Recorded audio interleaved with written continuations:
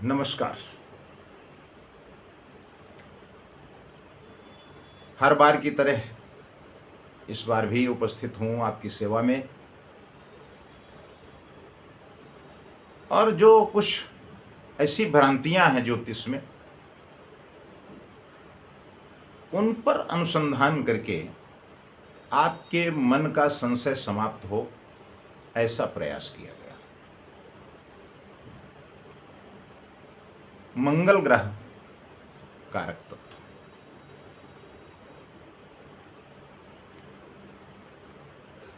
किसी का जब मंगल खराब होता है या अशुभ जगह बैठता है और ज्योतिष के माध्यम से जातक को जब उसकी जानकारी प्राप्त होती है तो वो लोग घबरा जाते हैं। स्वाभाविक बात है, जब आपको ग्रह के अनिष्ट होने के या आपके अनुकूल न होने की जानकारी प्राप्त होती है तो आपके बाद चिंता स्वाभाविक है। तो जो मंगल ग्रह है वो सेनापति, क्षत्रिय जात, चौपाया स्वरूप, पित्त प्रधान, पाप एवं क्रूर ग्रह, तमोगुणी, क्रोध स्वभाव, गोरा लाल मिश्रित रंग, युवा दिखने वाला,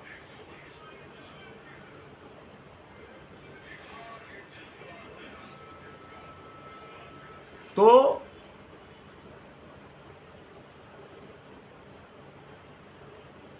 कारक तत्व ग्रह है। तो ये आपको 28 वर्ष में अपना विशेष फल देने वाला है। ये भी कहा जाता है कि अगर मंगल ग्रह आपका चौथे, आठवें, 12वें, सप्तम त्रिकोण में है तो वैवाहिक जीवन में बाधा आती है, लेकिन 28 वर्ष के बाद ये बाधा थोड़ा कम हो जाती है और वैवाहिक जीवन संपन्न होता है।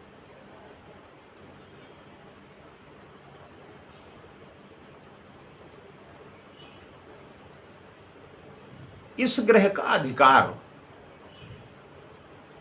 ज्यादातर सिर पर रहता है। मंगल ग्रह को मुख्य तौर पर ताकत एवं पराक्रम का ग्रह माना जाता है।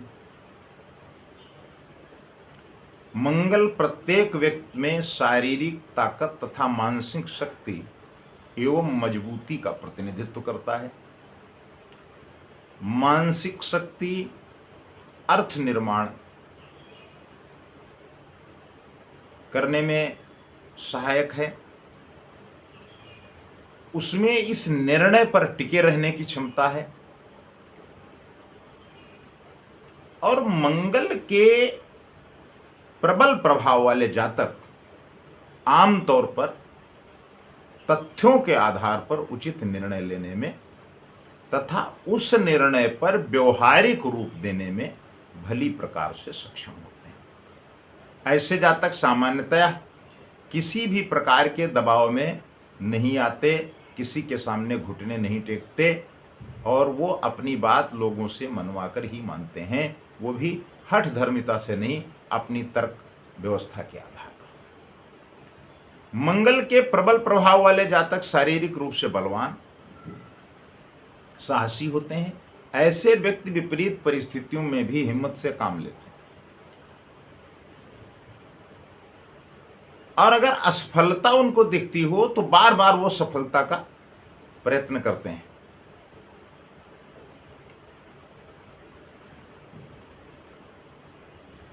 अगर उनके रास्ते में कुछ बाधाएं आती हैं तो मुश्किलों के कारण आसानी से विचलित नहीं होते, वो अपना धैर्य बनाए रखते हैं।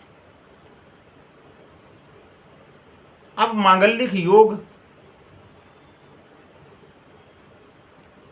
किन किन ग्रहों, मंगल के किन किन स्थानों पर बैठने से आप मांगलिक लग्न में प्रथम, चतुर्थ, सप्तम, अष्टम एवं द्वादश भाव में मंगल विराजमान हो तो मांगलिक योग बनता है।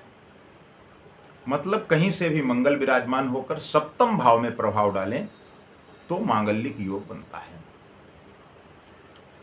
वैवाहिक जीवन के लिए सप्तम के साथ द्वितीय भाव का भी बहुत महत्व है, क्योंकि द्वितीय भाव कुटुंब का भाव होता है। अष्टम भाव कुंडली में जीवन साथी का द्वितीय भाव होता है, इसलिए अष्टम भाव में विराजमान मंगल को भी मांगलिक योग मान लिया गया। ऐसा मुझे लगता है कि इसके और भी कारण बताए गए हैं, सिर्फ मंगल से ही इतना ज़्यादा डरने की आवश्यकता नहीं है। लेकिन मंगल अगर आपके चौथे, आठवें, 12वें, सप्तम में है तो यह भी मिला है हमारे शास्त्रों में